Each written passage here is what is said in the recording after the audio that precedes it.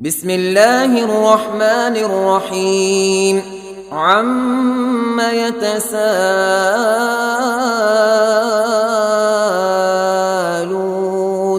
عن النبأ العظيم الذي هم فيه مختلفون كلا سيعلمون ثم كلا سيعلمون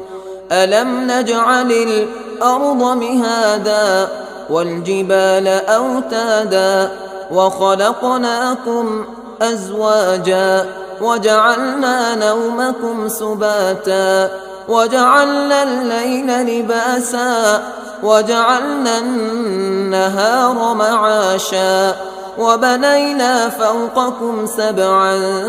شدادا وجعلنا سراجا وهاجا وأنزلنا من المعصرات ماء ثجاجا لنخرج به حبا ونباتا وجنات ألفافا إن يوم الفصل كان ميقاتا يوم ينفخ في الصور فتأتون أفواجا وفتحت السماء فكانت أبوابا وسيرت الجبال فكانت سرابا إن جهنم كانت مرصادا للطاغين مآبا لبثين فيها أحقابا لا يذوقون فيها بردا ولا شرابا إلا حميما وغساقا جزاء وفاقا إنهم كانوا لا يرجون حسابا وكذبوا بآياتنا كذابا وكل شيء أحصيناه كتابا فذوقوا فلن نزيدكم إلا عذابا إن للمتقين مفازا حدائق وأعنابا وكواعب أترابا وكأسا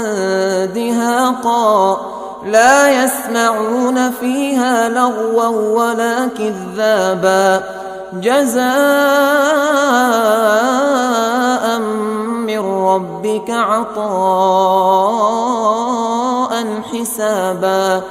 رب السماوات والأرض وما بينهما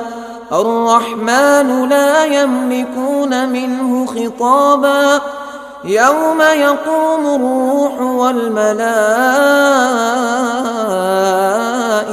صفا لا يتكلمون إلا من أذن له الرحمن وقال صوابا ذلك اليوم الحق فمن شاء اتخذ إلى ربه مآبا إنا أنذرناكم عذابا قريبا يوم ينظر المرء ما قدمت يداه ويقول الكافر يا ليتني كنت ترابا.